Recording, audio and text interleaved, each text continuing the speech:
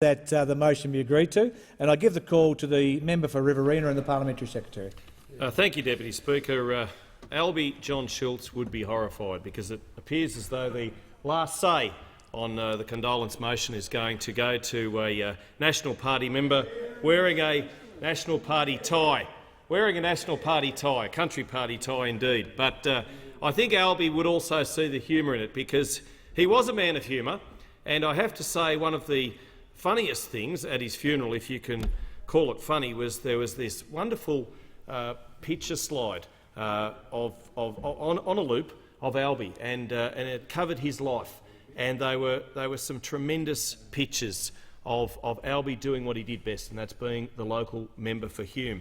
And they were wonderful pictures, fantastic images of Alby with school children, of Alby with his beloved family, of Alby representing fiercely his electorate. Hume, also of Burrinjuck in the state seat which he held from 1988 to 1998, and also as a councillor with Cootamundra Shire Council.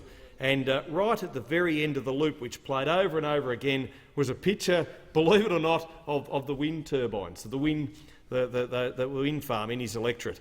And during the service, I leant over my wife Catherine, who was sitting beside me, and Craig Kelly, and we mused over this image which kept appearing over and over again. And I said, "That's the funny side of Alby." And the member for Hughes, Craig Kelly, said, "Yes, but I think if you actually really closely look at that image, I think down in the corner is Alby with an angle grinder taking to that wind turbine, because Alby could not stand wind turbines." He was fiercely proud of his electorate. Look, at the risk of saying that the Prime Minister was wrong, because that's career limiting, I will take him up on a point which he made in his condolence motion speech in this particular motion, which started things off on 12 August, when he said that Alby's successor had to have two prerequisites, and the Prime Minister said, first, he or she had to be a potential cabinet minister, and second, he or she could not be a member of the National Party under any circumstances. And in the Hansard it says, honourable members interjecting. Well, I was one of those honourable members interjecting on my Prime Minister, because I think the Prime Minister actually got it wrong, because I think the two should have been the other way around. The first prerequisite was surely the fact that Alby's successor could not be a member of the National Party. That was certainly number one, and perhaps number two was the fact that, as the Prime Minister said in his wonderful eulogy on 21 July, that his successor needed to be able to go a long way in public life. And I'm sure that Angus Taylor will certainly do just that. And Alby was justifiably proud of Angus, and justifiably pleased with the fact that Angus was not a National Party member. And one of my favourite stories was when Angus had been pre-selected.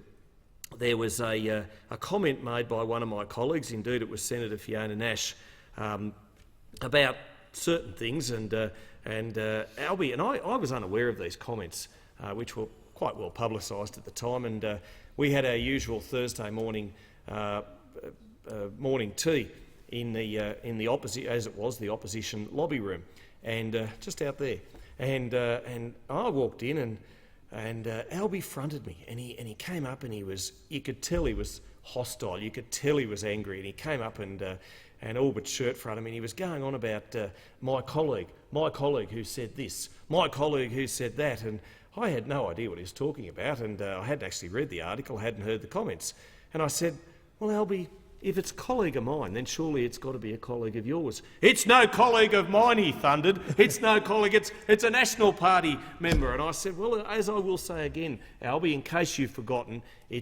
we are in a coalition. The Liberals and the National Party are in a coalition. And Alby again stormed, at me. It's not a colleague of mine. And with that, he took a step towards me. And I thought, well, I can either end up copying it from Alby for the rest of my parliamentary career, or I can back off, or I can also take a step forward. So me being me, I took a step forward and I ended up nose to nose with Alby Schultz. Absolutely, it was like one of that famous State of Origin rugby league pitch, and I actually for a moment thought it was going to be like a State of Origin, a Queensland versus New South Wales in the early settling down period where blows are traded. And I'm here, I'm nose to nose with Alby, and in the back of my mind I'm thinking, this is not such a good thing to be. This is not such a good place to be. And it was only but for John Cobb, the member for Calare, who came and sort of separated us, because I could actually see out the back of the lobby that Labor members were also sort of assembling, doing what they always did as well, and in their tactics meeting, and they were looking, and they could hear us going sort of toe to toe arguing, and later on that morning, Alby apologised because the word had got back to then opposition leader Tony Abbott that there'd been words exchanged in the morning tea, and that perhaps wasn't such a good thing for coalition spirit that this had taken place. And Alby rang to apologise, but said it in such a way that you knew he was sort of doing it through gritted teeth. And I said, "No, Alby," I said, "look, you and I have been mates for years." I said, "Look, we're both passionate people. In the heat of the moment, we both said things that perhaps could have been better left unsaid. But look, we're robust. We're adults. We don't need to. We're in a robust debate. We're both adults. We don't need to really sort of. You don't need to apologise to me, Alby. It's all good." Now that was May 2012, and fast forward to December 2012. It was the last parliamentary sitting week. And I had put in a motion of disallowance on the Murray-Darling Basin Plan, and this, was not well received within the Liberal Party. Indeed, it probably wasn't well received in the National Party. It was going against the policy, the fact that not so much against the policy, but it was viewed upon that we needed to have sort of made Labor and its failings the focus of the week, not the fact that we were divided against the Murray-Darling Basin Plan, which in fact had been a coalition policy since 2007, when it was put forward by then Water Minister Malcolm Turnbull.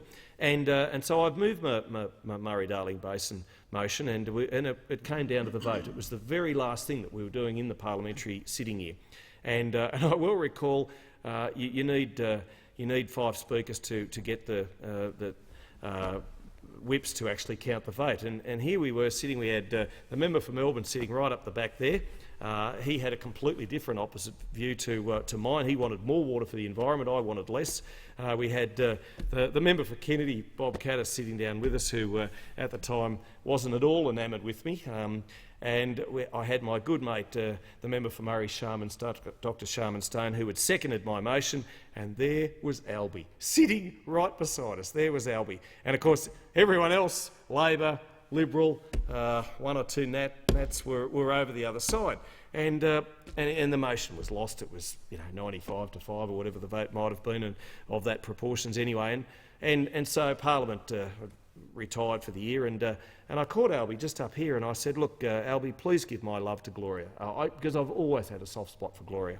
And I said, "Please give my love to Gloria," and I said, and I shook hands, and I said, "But Alby, I have to ask you, why did you side with me? I can't understand, given we're sort of argy-bargy on most things, and at the end of the day I am a Nat and you're a Lib, and you don't like my party." And he said, I can't stand the Nats. He said, "That's a long-held view." He said, "But, there's something about you I like." He said, "You've got a bit of spirit, you've got a bit of spunk about you, keep it up." And, and I think that was Alby's way of saying, his way of saying, "I accept you." And I have to say, when in February 2012, when Warren Truss was sent out for the first time in his long and distinguished parliamentary career by the then Speaker Peter Slipper, and I led a Nats walkout. So disgusted were we that Warren had been thrown out for what we felt were unjustifiable reasons. Later on that year, in fact it was August 20, Tony Abbott was the first opposition leader to be thrown out by then Speaker Anna Burke, first opposition leader to be thrown out for 26 years. And Alby got up and was going to do his own walkout. No one followed him. It was just Alby on his own, and he came up to me after that too, and he said, "Well, I'll give you credit." He said, "At least you Nats stuck by." He said, "I can't understand why they didn't all walk out with me." But look, he was a great bloke. He was a great bloke, and I have to say, when he did make that very, very fine valedictory speech, on 25 June 2013, after he spoke, and he was sitting just over there, I will recall it, there was the long line of members on both sides who go up and traditionally shake hands or kiss the retiring member, and I waited patiently in the queue, and he shook hands in a perfunctory way with most of the Liberals who went up to shake his hand. And when I went up there, not only did he shake my hand, but he gave me a hug. And I don't get very easily moved, I have to say, and I don't get very moist-eyed too often, but I did on that occasion. He gave me a hug, and I thought, wow, there's Alby Schultz, National Party hater. And that was really his way of saying, you know, how much he respected, I suppose, the fact that I'm passionate just like him, and we'd come to blows, and he respected me as let's say a rival, but also as a person. And look, Alby and my association goes back a long way, and I'm certainly not criticising any of my National Party colleagues. Their relationship with Alby probably didn't extend to the way that mine did, in as much as when Alby Schultz first became a councillor for Cootamundra, I was a journalist at the Daily Advertiser newspaper at Wagga Wagga, and I came to know him then. I was the editor when he was the state member for Burrinjuck, and certainly I was still the editor when he became the federal member for Hume. We as a newspaper supported his campaign, and perhaps moreover even Gloria's campaign to get more breast cancer services for the Riverina region, and indeed the Central West region of New South Wales and those areas that he fiercely represented, because they were needed and because it was a good idea, and it remains so. But the work that Gloria did in that regard was second to none. And so Alby and I, up until the point in time I nominated for National Party candidacy, Alby and I were really close. And then, of course, I put my hand up for to replace the retiring Kay Hull, and then Alby started. And I well remember he went into the Wagga Wagga media and rubbished me over a policy position I'd taken when I was obviously campaigning to win the seat of Riverina. And of course, Alby was the first one there when the Liberal candidate Andrew Negline had his launch and other sort of events to get his name out there. Alby was very much in support of the Liberal candidate. But to his credit, when I arrived here, he shook my hand warmly, and perhaps that was where the friendship stopped until he sided with me on the Murray-Darling Basin motion. Until the time he hugged me when he'd made his valedictory speech, and I certainly was very saddened when he passed away.